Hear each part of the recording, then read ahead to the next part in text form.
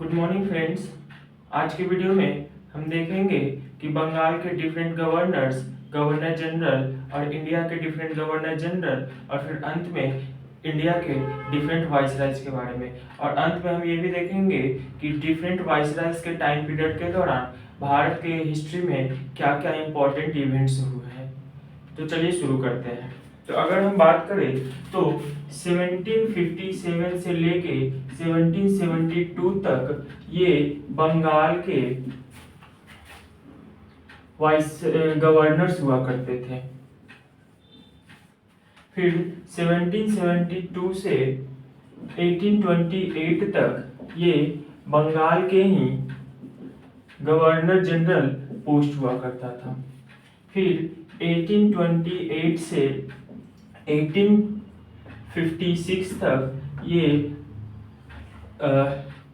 Governor general ही रहे, लेकिन ये इंडिया के गवर्नर जनरल रहते हैं।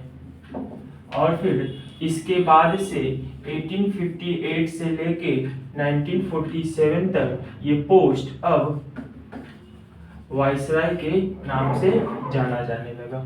और जो पहले वाइसराय थे वे लॉर्ड केनिंग थे। हमने 1857 के क्रांति में देखा था कि लॉर्ड केनिंग ही थे जो 1 नवंबर 1858 को क्वींस प्रोक्लेमेशन पढ़ते हैं। कहाँ पढ़ते हैं? इलाहाबाद में। अच्छा, वैसे अगर हम फर्स्ट गवर्नर ऑफ बंगाल की बात करें तो ये थे Lord Clive. First governor of Bengal कौन थे? Lord Clive. वहीं अगर हम first governor general of Bengal की बात करें तो ये थे हेस्टिंग। ये कौन थे? हेस्टिंग। और वहीं अगर हम first governor general of India की बात करें तो ये कौन थे? William Bentinck. अच्छा, हेस्टिंग का जो पूरा नाम था वो क्या था? Warren Hasting. ठीक, तो फर्स्ट गवर्नर ऑफ बंगाल कौन थे? Lord Clive.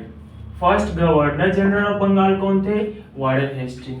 First governor general of India कौन थे? William Bentinck. और first viceroy of India Lord Canning. तो होप ये फर्स्ट वाला क्लियर होगा। और हमने ये क्या देखा कि 1757 से लेके 1772 तक का जो पीरियड था वो गवर्नर ऑफ बंगाल का पीरियड था।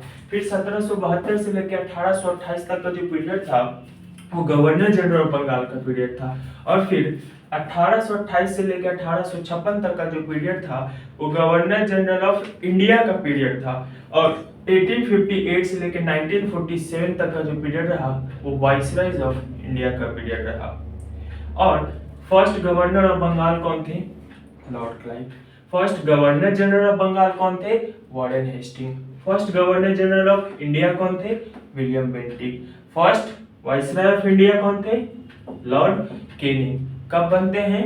1 नवंबर 1858 by reading queen's proclamation in Allahabad. Hope ये क्लियर है।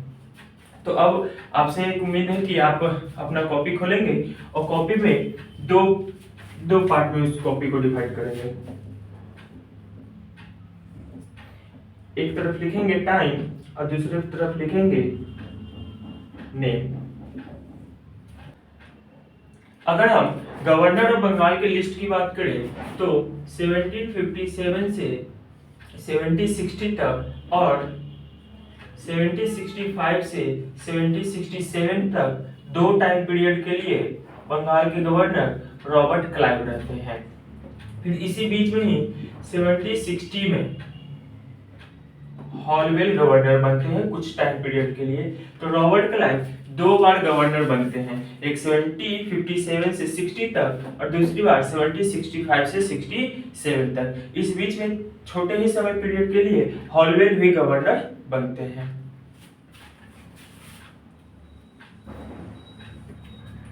इसके बाद विंस्टार्ट, वारनेस्ट,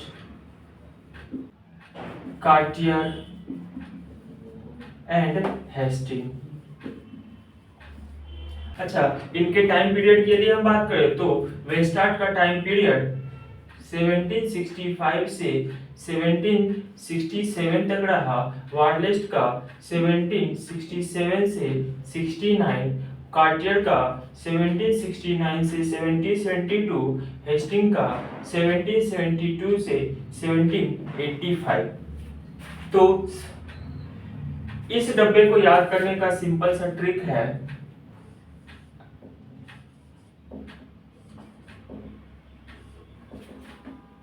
स्टार्ट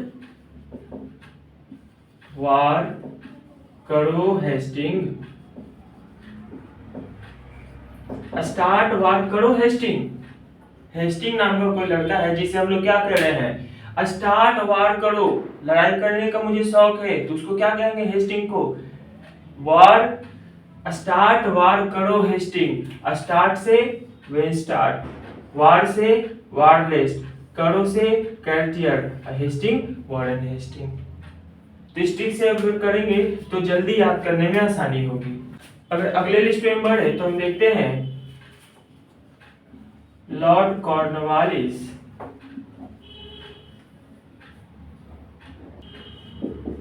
जॉन सोर, वेलेस्ली, बरीद एंड मिंटो। इनके टाइम पीरियड की यदि हम बात करें तो इनका कॉर्नवालिस का 1786 से 437 1793 रहा। जॉन सॉल का 1793 से 1798 रहा। वेलेस्ली का 1798 से 1805, बरीद का 1805 से 1807 और लॉर्ड मिंटो का 1807 से 1830। तो इसे याद करने का शॉर्ट ट्रिक क्या है, कॉर्नफ्लेक्स खाया, शोर मचाया,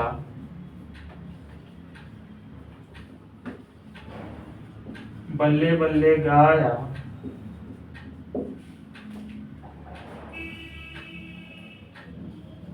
बढ़िया लाइफ हुआ, मिंटोस खा के।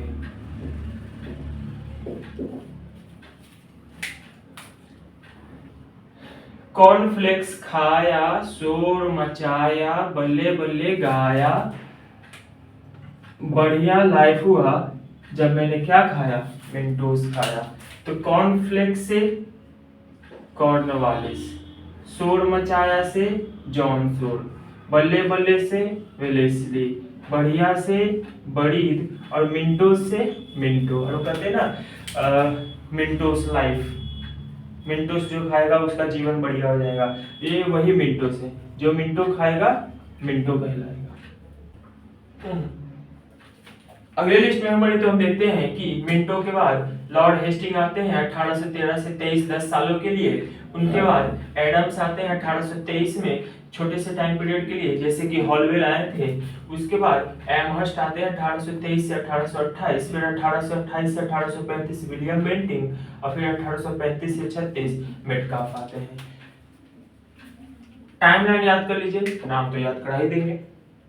कैसे याद करेंगे, इनका ट्रिक क्या है, तो ट्रिक क्या हो सकता है इसका, तो इसका ट्रिक ये हो सकता है कि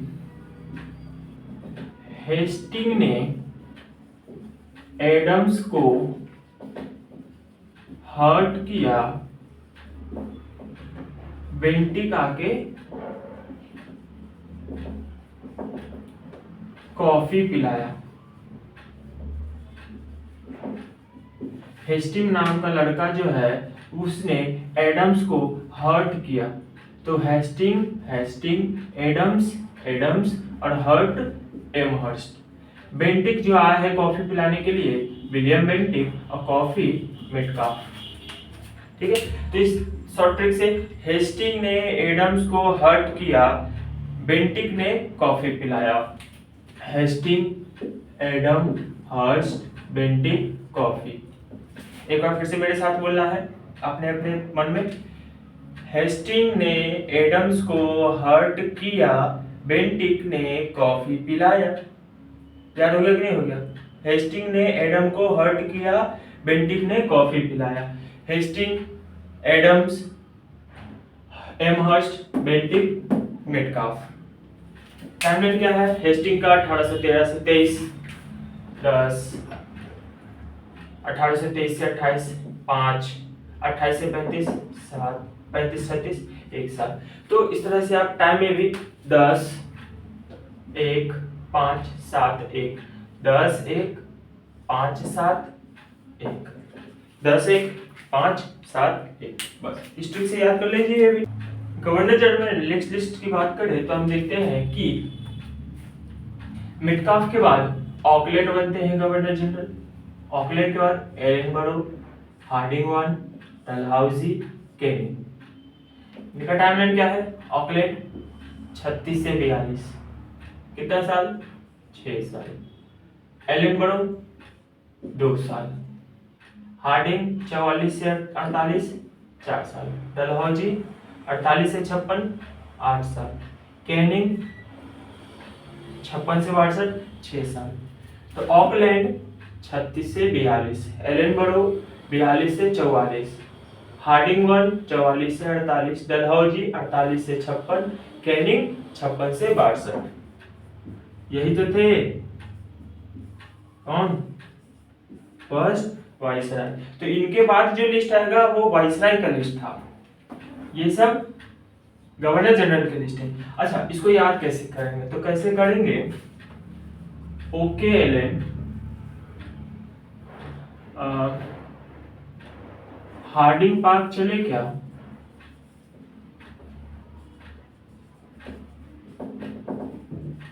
चले क्या? वहां डलहौजी म्यूजियम है। वापस हम केनिंग रोड से आएंगे।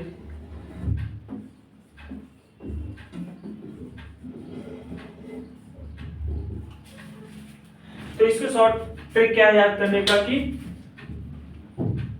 आप अपने दोस्त के साथ जा रहे कहीं घूमने बाहर, उस दोस्त ने कहा कि हम घूमने चलते हैं। जिस दोस्त ने आपको कहा कि घूमने चलते हैं उसका नाम है एलन।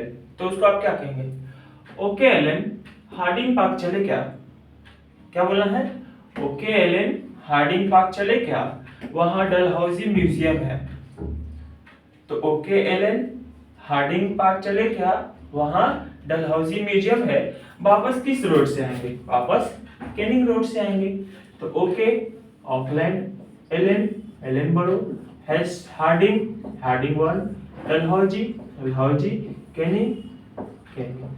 तो इस शॉर्ट ट्रिक से आप इस लिस्ट को भी याद कर लीजिएगा। तो अब आपके सामने जो लिस्ट दिख रहा है वो है वाइसरायज ऑफ इंडिया का लिस्ट।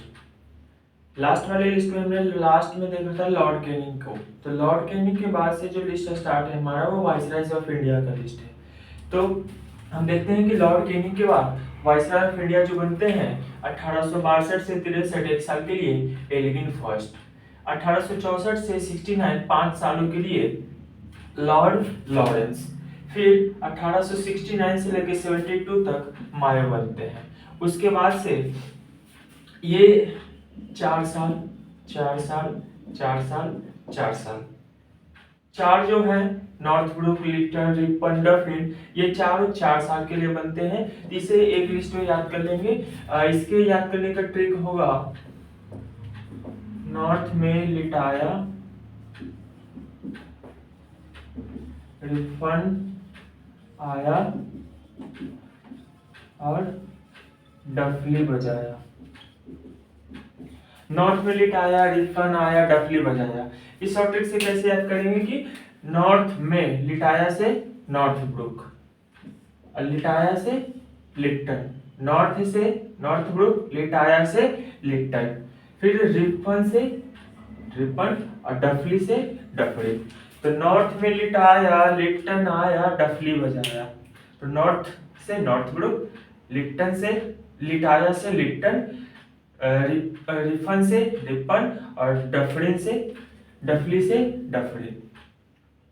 ठीक, तो उसके बाद डफरिन के बाद 80 से 94 तक लैंसडाउन बनते हैं और फिर 99 तक एल्गिन सेकंड रहते हैं। अब बहुत सारे सेकंड वाले आएंगे, तो नाम हमेशा ध्यान रखिएगा। कर्जन, फिर मिंटो, फिर हार्डिंग टू। ठीक है, तो वाइसराय की लिस्ट में आगे देखें तो हम देखते हैं कि आगे 16 से लेकर 21 तक चेम्सफोर्ड बनते हैं। फिर चेम्सफोर्ड के बाद 21 से 26 5 साल, ये भी 5 साल, ये भी 5 साल, ये भी 5 साल और ये 5 साल। ठीक, तो ये 4 भी 5 साल। पिछले वाले लिस्ट में Lipton, Northbrook, Lipton, Ripon, Dufferin, वो 4 साल और ये 4 5 साल। कौन है? Chelmsford, Reading, Irwin, Wellington. Chelmsford, Reading, Irwin, Wellington. बस चेम्सफोर्ड का याद कर लेना है 1916 से 21। उसके बाद लाइन बाय लाइन और 5-5 साल ऐड करते जाना, बस इतना ही। वेलिंगटन के बाद लिनलिथगो 1936 से 1943। लिनलिथगो के बाद वेवहेल 47 तक। माउंटबेटन, जब भारत आजाद हो रहा था तो भारत के वाइसराय यही थे, माउंटबेटन ही। मार्च 1940 से लेकर 1948 तक रहे हैं। और फिर चक्रवर्ती राजगोपालाचारी 1950 तक। यही वो थे पहले और आखिरी इंडियन जो वाइसराय ऑफ इंडिया बनते हैं। तो इस लिस्ट में हमने देखा कि different governor of Bengal, governor general of Bengal, governor general of India and viceroys of India. और हमने कुछ कुछ ट्रिक्स भी देखा जिससे हमें याद करने में थोड़ी आसानी होगी। आशा करते हैं कि आपको वो सारे ट्रिक्स हेल्प करेंगे।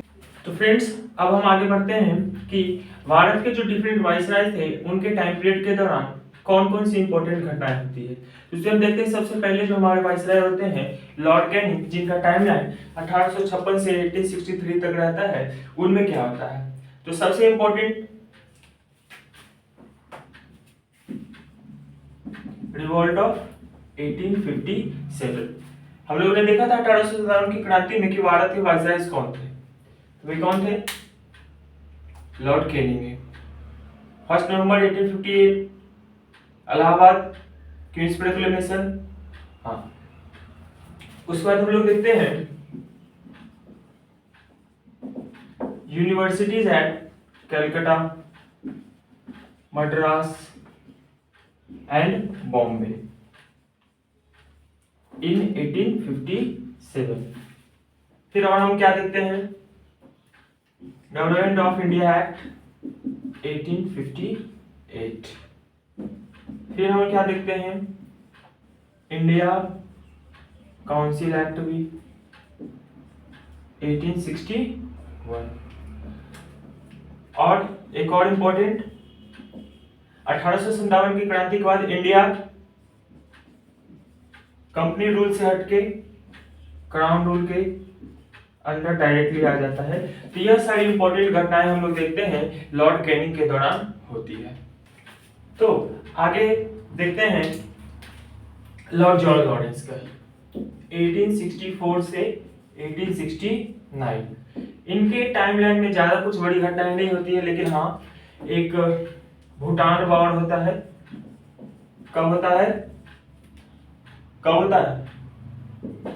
1865 में। एक और महत्वपूर्ण घटना क्या होती है? हाई कोर्ट वाले। कहाँ हाई कोर्ट? वहीं जहां 3 यूनिवर्सिटी आया था, कलकत्ता, बॉम्बे एंड मद्रास। कब? 1865 में ही।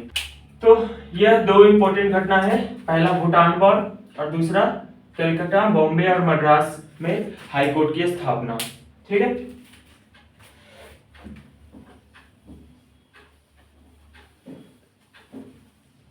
पीरियड की बात करें तो इनका टाइम था 1876 से 1880। 4 साल के रहे हैं। इनके दौरान क्या हुआ? अफगान वॉर, अफगान वॉर हुआ तो था 2 साल के लिए, कब 1878 से लेके 80 तक। और एक और आया था vernacular press act 1878, arms act ये भी 1878, और सबसे इंपॉर्टेंट लिटन के टाइमलाइन के दौरान ही क्वीन विक्टोरिया ने कैसरे हिंद की उपाधि धारण की थी। कैसरे हिंद, क्वीन विक्टोरिया। तो लिटन के टाइम के दौरान क्या हुआ, सबसे पहले कि 2 साल के लिए अफगान वॉर हुआ था। फिर वर्नाकुलर प्रेस एक्ट आया था। वर्नाकुलर प्रेस एक्ट क्या था, जिसमें कहा गया था कि जितने भी वर्नाकुलर लैंग्वेजेस है उसमें बैन लगा देना चाहिए। वर्नाकुलर लैंग्वेज कहने का मतलब कि भारत में जितनी भी उस वक्त की भाषाएं थी उन सब पर पेपर छापने पर मना कर दिया गया था। इसी को वर्नाकुलर प्रेस एक्ट कहते हैं। और आर्म्स एक्ट 1878 और कैसरे हिंद की उपाधि भी लिटन के दौरान ही दी गई। बात करें तो लॉर्ड रिपन का जो टाइम था वो क्या था, 1870 कितना था, 1880 to 1884 ये था, हाँ ये था। इनके टाइमलाइन के दौरान क्या हुआ था, सबसे पहले तो ये लिखेंगे repel of vernacular press act, कब 1882 में। वर्नाकुलर प्रेस एक्ट को जो लिटन लेके आए थे उसे रिपन ने हटा दिया। अच्छा, कमेंट में आप आंसर देंगे कि लिबरेटर ऑफ प्रेस के नाम से किससे जाना जाता है, कमेंट में जरूर देंगे इसका आंसर। और हम देखेंगे रिपन के दौरान क्या इंपॉर्टेंट बातें हुई थी, तो हम देखते हैं कि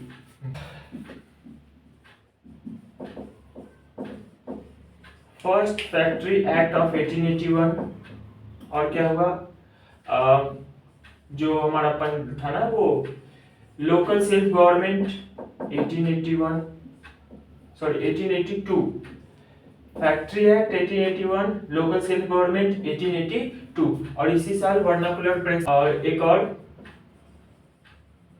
पिलवर्ट बिल कंट्रोवर्सी 1883 से 1884, और लास्ट एक हंटर कमीशन। हंटर कमीशन किस पे था, हंटर कमीशन एजुकेशन पर, कब आया था 1882 में। अच्छा, 1 लाख रुपए इंडिया के एजुकेशन पे इंडिया के एजुकेशन पे 1 लाख रुपए प्रोवाइड करने की बात कही गई थी। ये कब और किसके टाइम के दौरान कही गई थी, कमेंट में आप बताइए। हाँ, तो हंटर कमीशन जो भारत में एजुकेशन के लिए आया था वो रिपन के दौरान ही आया था। वर्नाकुलर प्रेस एक्ट को भी रिपन ने ही हटाया था, लोकल सेल्फ गवर्नमेंट भी रिपन के दौरान ही। तो देखते हैं कि डफरिन 1884 से लेकर 1888 तक रहते हैं। इन्हीं के समय में थर्ड बर्मा वॉर होता है 1885 से लेकर 56, और 1885 आया है तो एक डेट याद होगा, 23 दिसंबर 1885। क्या हुआ था इस दिन, इंडियन नेशनल कांग्रेस की स्थापना हुई थी। किसने करी थी, कमेंट में बताओ। अगला चैप्टर हमारा कांग्रेस ही आने वाला है, देखते हैं कितना नॉलेज ठीक है आप लोग का। तो डफरिन के समय 2 इंपॉर्टेंट घटनाएं, उसमें से सबसे इंपॉर्टेंट क्या याद रखना हमें कि कांग्रेस पार्टी की जब स्थापना हुई थी उस वक्त भारत के वायसराय कौन थे, तो कौन थे, डफरिन। ठीक, उसके बाद लैंसडाउन का देखिए, इनमें भी ज्यादा कुछ इंपॉर्टेंट नहीं होता है, बस एक factory act of 1891, India council act of 1892 और धुरंधर कमीशन 1893। अच्छा हाँ, कमेंट करके ये भी आप लोग को बताना है कि पाकिस्तान अफगानिस्तान के बीच के जो बॉर्डर का लाइन है उसे क्या कहते हैं, इंडिया पाकिस्तान के बीच के जो बॉर्डर लाइन है उसे क्या कहते हैं, और इंडिया चाइना के बीच के बॉर्डर लाइन को क्या कहते हैं, कमेंट में जल्दी से आप लोग करके देखें। फिर उसके बाद हाँ, तो ये नहीं कि 95 से 99 वाले का नहीं, उनके समय ज्यादा कुछ इंपॉर्टेंट नहीं हुआ था इसलिए वो नहीं लिखा गया है। उसके बाद सीधा आ जाते हैं लोग करजन पे 1899 से 1905 में। इसमें लोग देखते हैं कि 1902 में पुलिस कमीशन आता है, फिर इंडियन यूनिवर्सिटी एक्ट आता है, और फिर सबसे इंपॉर्टेंट हमें इसे देखना है कि पार्टीशन ऑफ बंगाल। जब बंगाल के पार्टीशन की बात कही गई थी तो उस वक्त भारत के वायसराय कौन थे, करजन। इस लिस्ट में 2 इंपॉर्टेंट याद रखना है कि कांग्रेस पार्टी की स्थापना के वक्त डफरिन थे, बंगाल के पार्टीशन के समय करजन थे। सवाल आ सकता है यहाँ। आगे कर्जन के बाद हम देखें तो अगले आते हैं हमारे वाइसराय लॉर्ड मिंटो। मिंटो के दौरान इंपॉर्टेंट क्या हुआ, तो स्वदेशी मूवमेंट स्टार्ट कर दिया गया, कांग्रेस का सूरत स्प्लिट हो गया, मुस्लिम लीग की स्थापना हो गई, मार्ले मिंटो रिफॉर्म आ गया। तो दो सबसे इंपॉर्टेंट चीज क्या हुआ, कांग्रेस का बंटवारा और मुस्लिम लीग की स्थापना। ठीक है, हार्डिंग की यदि बात करें तो हार्डिंग के समय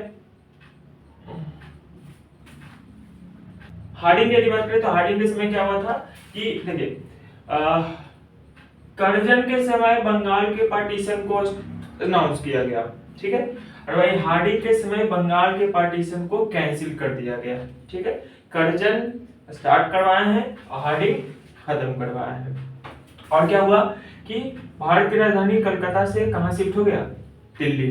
ठीक है, और हिंदू महासभा 1915 में। उसके बाद अगर हम चेम्सफोर्ड की बात करें, चेम्सफोर्ड में क्या गया ये,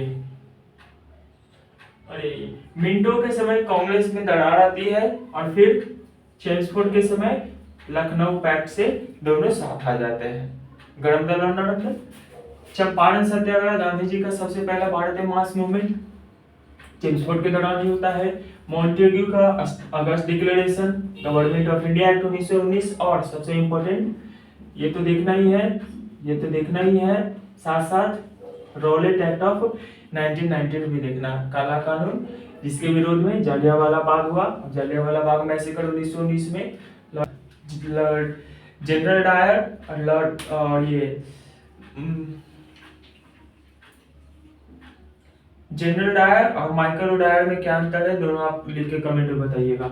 और नॉन कॉपरेशन मूवमेंट और खिलाफत, यानी कि चेम्सफोर्ड के समय भारत के इतिहास में बहुत बड़ी बड़ी घटनाएं हुई, तो चेम्सफोर्ड को तो याद कर ही लेना है कि क्या क्या हुआ। ठीक, उसके बाद हम लोग देखते हैं लॉर्ड रीडिंग के दौरान। लॉर्ड रीडिंग के दौरान क्या होता है, इंपॉर्टेंट ज्यादा चौड़ी चौड़ा इंसिडेंट होता है। इसी इंसिडेंट के कारण क्या हुआ, गांधी जी ने नॉन कॉपरेशन को वापस ले लिया, स्वराज पार्टी की स्थापना होती है, और फिर काकोरी ट्रेन रॉबरी की घटना। तो सबसे इंपॉर्टेंट इसलिए यदि कोई वैसे सारे इंपॉर्टेंट ही है, क्योंकि इसके बाद अब जितने भी आएंगे सब में इंडिया के इंडिपेंडेंस मूवमेंट में सब इंपॉर्टेंट ही घटना होता है। तो ऐसा नहीं है कि ये इंपॉर्टेंट है, सारे इंपॉर्टेंट है, जो लिखा रहे हैं वो सब इंपॉर्टेंट है, और हम भी याद किए हैं, आप भी याद कर लीजिए, एग्जाम में सवाल यहीं से आएगा। अच्छा, जैसे कि कांग्रेस का लखनऊ पैक्ट जब हुआ, उस वक्त कौन थे भारत के वाइसराय, कौन थे, चेम्सफोर्ड थे। नॉन कॉपरेशन मूवमेंट किनके दौरान स्टार्ट हुआ, चेम्सफोर्ड के दौरान। जलियांवाला बाग मैसेकर जो इंडिया के हिस्ट्री का इतना बड़ा कांड है, वो किसके दौरान, चेम्सफोर्ड के दौरान। सूरत स्प्लिट किसके दौरान, मिंटो के दौरान। तो ये चार और आगे जो आएंगे वो सारे के सारे वाइसराय इंपॉर्टेंट है, तो सारे याद करना है हमें। ये देखिए, इरविन के समय साइमन कमीशन भारत आया था, जिसके अगेंस्ट साइमन गो बैक के नारे लगे थे। क्यों लगे थे, क्योंकि साइमन कमीशन में एक भी इंडियन नहीं था। ठीक है, तो इसलिए साइमन गो बैक के नारे लगे थे। 1927 में साइमन कमीशन आया था। फिर एक चैलेंज दिया गया कि एक ऐसा कोई रिपोर्ट इंडियंस बना ही नहीं सकते जो सभी लोग उस रिपोर्ट से सेटिस्फाइड हो। इस चैलेंज को मोतीलाल नेहरू ने लिया और नेहरू रिपोर्ट को 1928 में पब्लिश किया। ठीक है, लाहौर सेशन हुआ कांग्रेस का 1929 में, जहां सबसे पहली बार भारत को इंडिपेंडेंस घोषित किया। कहाँ हुआ था, लाहौर में। कौन सी नदी के किनारे, रावी नदी के किनारे। ये इंपॉर्टेंट और ये इसलिए भी हो जाता है क्योंकि गांधी जी ने दांडी मार्च किया था और सिविल डिसोबीडिएंस मूवमेंट को इसी के साथ स्टार्ट कर दिया गया था। ठीक, उसके बाद फर्स्ट राउंड टेबल कॉन्फ्रेंस होता है और गांधी इरविन पैक्ट भी इरविन के दौरान ही होता है। तो इरविन का टाइमलाइन भी बहुत इंपॉर्टेंट है, बहुत इंपॉर्टेंट। ठीक, उसके बाद अगर हम वेलिंगटन की बात करें तो वेलिंगटन में हम लोग देखते हैं कि कब 1932 का कब अवार्ड होता है, दूसरा और तीसरा, टोटल 3 राउंड टेबल कॉन्फ्रेंस होते हैं। पहला इरविन के दौरान, दूसरा और तीसरा दोनों के दोनों राउंड टेबल कॉन्फ्रेंस वेलिंगटन के दौरान होते हैं। पुणे पैक्ट हमें देखने को मिलता है गांधी और अंबेडकर के बीच में 1932 वेलिंगटन के दौरान ही, और government of India act of 1935 भी वेलिंगटन के दौरान ही आता है। और गवर्नमेंट ऑफ इंडिया एक्ट से ही भारत के कॉन्स्टिट्यूशन में कई सारे फीचर्स को बॉर्डर किया गया है। ठीक है, अगर हम आगे बढ़े तो लिनलिथगो के टाइमलाइन के बारे में देखें तो कांग्रेस मिनिस्ट्री का जो रेजिग्नेशन है वो लिनलिथगो के दौरान ही आता है। त्रिपुरारी क्राइसिस भी आता है जब सुभाष चंद्र बोस कांग्रेस प्रेसिडेंट से इस्तीफा देते हैं और उसके बाद एक नया अपना बनाते हैं जिसे हम लोग फॉरवर्ड ब्लॉक के नाम से जानते हैं, जो 1939 में सुभाष चंद्र बोस के द्वारा बनाया गया था। मुस्लिम लीग का जो लाहौर सेशन होता है 1940 का, वो भी लिनलिथगो के दौरान ही होता है। ये वही सेशन होता है मुस्लिम लीग का जिस सेशन में मुस्लिम लीग एक सेपरेट मुस्लिम नेशन का डिमांड करती है, यानी कि पाकिस्तान का डिमांड करती है। फिर हम 1940 में ही देखते हैं अगस्त ऑफर आता है जिसमें सेकेंड वर्ल्ड वॉर में पार्टिसिपेशन की बात कही जाती है, लेकिन इसे रिजेक्ट कर दिया जाता है। और इंडियन नेशनल आर्मी की स्थापना भी लिनलिथगो के दौरान होती है। क्रिप्स मिशन भी लिनलिथगो के दौरान ही होता है और इस लिनलिथगो के टाइमलाइन के दौरान क्वाइट इंडिया मूवमेंट होता है। ठीक है। अच्छा एक बात, नॉन कोऑपरेशन चेम्सफोर्ड के दौरान, ठीक है, सिविल डिसोबीडियंस मूवमेंट अभी जस्ट यहां लिखा था इरविन के दौरान, और क्वाइट इंडिया मूवमेंट किसके दौरान, लिनलिथगो के दौरान। तीन भारत के मास मूवमेंट हुए हैं गांधी एरा के दौरान, नॉन कोऑपरेशन, सिविल डिसोबीडियंस और quite India movement. Non cooperation के दौरान कौन थे वाइसराय, चेम्सफोर्ड। सीडीएम के दौरान, सिविल डिसोबीडियंस के दौरान इरविन, और क्वाइट इंडिया मूवमेंट के दौरान लिनलिथगो। तो ये तीनों याद कर लेंगे, तीन मास मूवमेंट, तीनों के समय वाइसराय कौन थे। ठीक, अब बिठाते हैं इसको।